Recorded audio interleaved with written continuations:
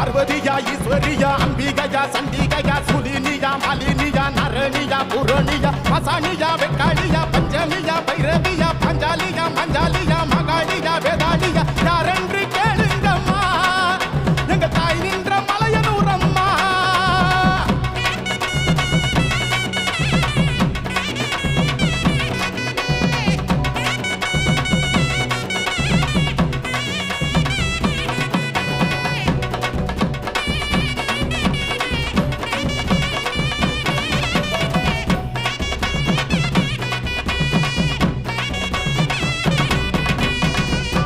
பொன்னாகமா சென்னாகமா ஆவேசமா வாராளம்மா